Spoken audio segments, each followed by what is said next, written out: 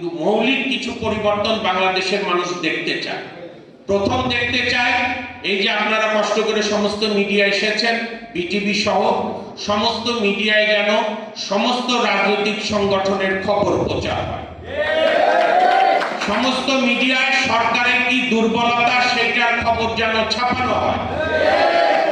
আমরা জাতীয় মিডিয়াগুলোতে দেখতে চাই গতকাল সীমান্ত সোমবারে দিনে দুপুরে ডাকাতি হয়েছে, এইটার প্রপার রিপোর্টিং দেখতে চাই। সরকার কি ব্যবস্থা নিচ্ছে সেটা দেখতে চাই। এইটা হলো মিডিয়ার ব্যাপারে দ্রুত সংস্কার। আমরা সংস্কার দেখতে চাই জেলায় ডিসি এবং এসপি আগে যেভাবে জেলা আওয়ামী লীগের প্রেসিডেন্ট এবং জেলা আওয়ামী লীগের সেক্রেটারির দায়িত্ব পালন করত, তারা যেন প্রজাতন্ত্রের সেবকের দায়িত্ব পালন করে। এর জন্য লম্বা সংস্কার লাগবে না, তাদের দায়িত্ব মনে করিয়ে দেওয়া আর এই সচিবালয় থেকে কন্টিনিউয়াস পর্যবেক্ষণই যথেষ্ট। আরেকটি বিষয় আপনারা, আমি অনুরোধ করব গণসংহতি আন্দোলন এবং বিশেষ করে তার শীর্ষ নেতা জুনায়েদ সাকি সাহেবকে, যে আমরা এখনো যেভাবে গুরুত্ব দেওয়া দরকার বিচার বিভাগ, বিশেষ করে সর্বোচ্চ আদালত এবং তাদের যে আইনজীবী সংঘ বা আইনজীবীদের সমিতি বা অ্যাসোসিয়েশন, আমরা রাজনৈতিক দলগুলোর থেকে সেই নজর এখনো দেখছি না। 36-এর গণবিপ্লব হয়েছে, সকল রাজনৈতিক দলের নেতা কর্মী, আওয়ামী লীগ 14 দল, জাতীয় পার্টি উচ্ছিষ্টরা বাদে, কিন্তু জুলাই 36 দুইটা মেসেজ দিয়েছে আমাদের সমস্ত রাজনৈতিক এস্টাবলিশমেন্ট।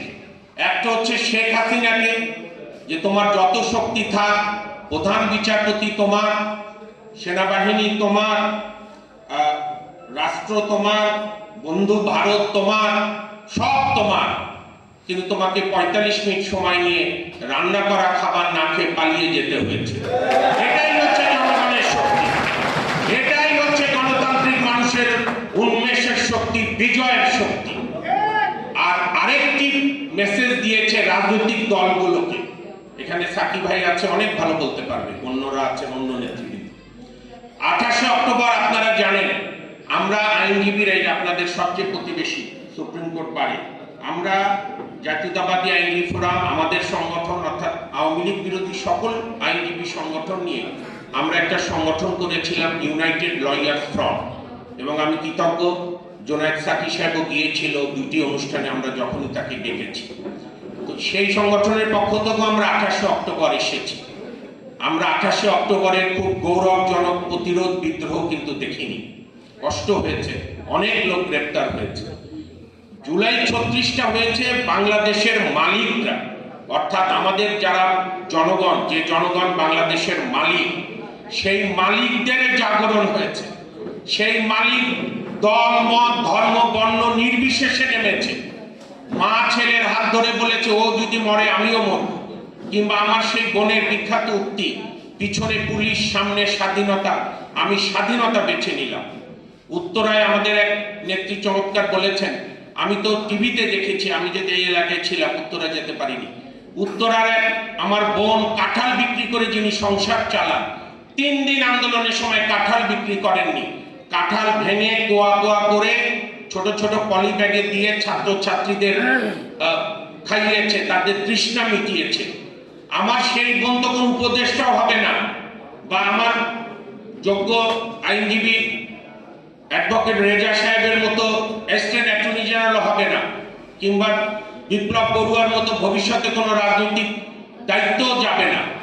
সে চেয়েছিল হাসিনা বিদায় হোক, মানুষের অধিকার প্রতিষ্ঠা হোক।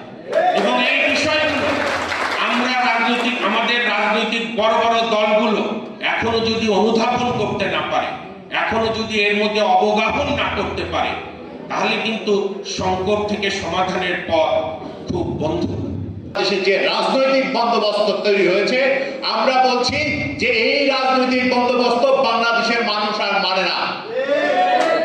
এই গণ অভ্যুত্থানের ভেতর দিয়ে মানুষ এটা প্রমাণ করেছে যে এই পুরনো রাজনৈতিক বন্দোবস্ত, এক ব্যক্তির হাতে সমস্ত ক্ষমতা, সমস্ত এখানকার সমস্ত প্রতিষ্ঠানগুলোকে একেবারে বন্ধ করে দেওয়া, এইগুলো বাংলাদেশ মানে না, বাংলাদেশের মানুষ আর মানে না। বাংলাদেশে কয়েক ব্যক্তির হাতে সমস্ত ক্ষমতা কুক্ষিগত করার যে ব্যবস্থা, সেটা বাংলাদেশ মানে না। আমরা ইতিমধ্যেই 11টি এই গণসংলাপ করেছি দেশের বিভিন্ন অঞ্চলে। সেখানে মানুষ যে কথাগুলো বলেছেন সেগুলোকে আমি একটু করে উল্লেখ করতে চাই। যে মানুষ বলেছেন যে তারা ফসলের ন্যায্য মূল্য চান, দ্রব্যমূল্যের ঊর্ধ্বগতিকে রোধ করতে চান। তারা বলেছেন যে তারা আইন শৃঙ্খলা পরিস্থিতির উন্নতি চান। তারা বলেছেন যে তারা কৃষকের, শ্রমিকের অধিকার চান। তারা বলেছেন শিক্ষা ব্যবস্থার তারা পরিবর্তন চান। তারা বলেছেন তারা যাতে ন্যায় বিচার পেতে পারেন তার ব্যবস্থা চান। তারা বলেছেন বাংলাদেশে যাতে আর ফ্যাসিবাদ ফিরে আসতে না পারে তার ব্যবস্থা চান। আমরা প্রত্যেকটাকে আমাদের যে চিন্তা, এই চিন্তার ভেতরে নিয়েছি এবং আমরা মনে করি যে বাংলাদেশ, নতুন বাংলাদেশ যে গঠিত হবে এগুলো নিশ্চিত করেই হবে। এবং এই নিশ্চিত করার প্রক্রিয়া পদ্ধতি কি? এই যেভাবে আমরা শেখ হাসিনাকে তাড়িয়েছি তার প্রধান জায়গা ছিল হচ্ছে আমাদের ভেতরে ঐক্য। একটা জনগণের ঐক্য গড়ে না উঠলে আসলে এইরকম প্রবল স্বৈরাচারকে তাড়ানো যায় না। ফলে এই ঐক্যকে আসলে আমাদের সমস্ত কিছুর ভিত্তি হিসেবে ধরতে হবে। ফলে আমরা যা যা করতে চাই সে বিষয়ে একটা ঐক্যবদ্ধে আসতে হবে, রাজনৈতিক শক্তিগুলো এবং অন্যান্য সামাজিক শক্তিগুলোকে। এবং বাংলাদেশ একটা নতুন যাত্রার দিকে এই ঐক্যের মাধ্যমে চলবে। এবং আমরা এই ঐক্যের ভিত্তিতে ঠিক করবো যে আসলে কি কি বিষয়ে সংস্কার এখন জরুরি এবং তার একটা আইনি বাধ্যবাধকতা তৈরি করতে হবে যাতে করে পরবর্তী সরকার এসে এই সংস্কারগুলো করতে বাধ্য হয়। আমরা বলছি যে কেউ বলছেন নির্বাচন আগে, কেউ বলছেন সংস্কার আগে। আমরা বলছি না ভাই, দুইটা একসাথে। নির্বাচনটাই হবে সংস্কারের জন্য এবং নির্বাচনটা সংস্কারের জন্য হতে হবে। আমাদের সংবিধানের যে সংস্কার, আমাদের বিভিন্ন প্রতিষ্ঠানের যে সংস্কার, আমাদের শিক্ষা ব্যবস্থা, স্বাস্থ্য ব্যবস্থা, সমস্ত কিছুর সংস্কার, এই সংস্কারের ভেতর দিয়েই নতুন বাংলাদেশ গড়ে তুলবে।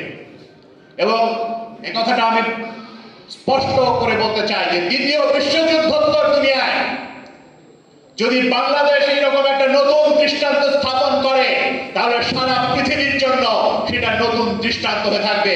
বাংলাদেশ সারা পৃথিবীর জন্য একটা অনুকরণীয় দৃষ্টান্ত হয়ে থাকবে।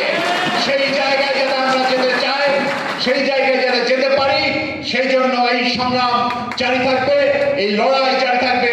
আমাদের ঐক্য এবং সংগ্রামের ভেতর দিয়ে আমরা এগিয়ে যাব। এই পর্যন্ত আমরা দেখছি যে শহীদ পরিবারের অনেকেই সহায়তা পান নাই। আহতরা ঠিকভাবে চিকিৎসার ক্ষেত্রে অনেক জায়গায় হচ্ছে পর্যাপ্ত চিকিৎসার জায়গাটা তারা পাচ্ছেন না, বিশেষ করে যারা ঢাকার বাইরে আছেন এবং ঢাকায় আসার জন্য তাদের কোনো ট্রান্সপোর্টের ব্যবস্থা করা, এই প্রত্যেকটা জায়গায় দেখা যাচ্ছে যে কোনো রকম প্রম্পট কোনো রেসপন্স আসলে পাওয়া যায় না। আমাদের অনেক স্বেচ্ছাসেবকরা আছেন, এম্পাওয়ারিং আওয়ার ফাইটার্স আরেকটা গ্রুপ আছে যারা আমাদের ছাত্র ফেডারেশন সহ ছাত্ররা এবং আরো অন্যদেরকে নিয়ে যুক্ত করে এই সংগঠনটা তৈরি করেছে। তারা বিভিন্ন সময় আসলে সহায়তা চেয়ে, সহযোগিতা চেয়ে আসলে ওই রেসপন্সটা সেভাবে পায়নি।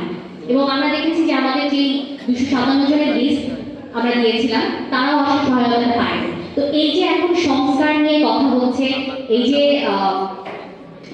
আমরা মানে কেমন রাষ্ট্রটা চাই এটা নিয়ে এত কথা হচ্ছে, কিন্তু যাদের মধ্য দিয়ে আসলে, যাদের আত্মত্যাগের মধ্য দিয়ে আমরা আসলে এই নতুন বাংলাদেশটা পেলাম, তাদের আত্মত্যাগটাকে আমরা কিভাবে অ্যাড্রেস করবো, কিভাবে তাদের পাশে দাঁড়াবো, এই জায়গাটাকে আমার মনে হচ্ছে যে প্রপারলি অ্যাড্রেস হচ্ছে না। কারণ এখনো সেই তাদেরকেই আসলে নামতে হচ্ছে, আহত ব্যক্তিগুলাকেই রাস্তায় নেমে এসে তাদের দাবি দেওয়ার কথা জানাতে হচ্ছে।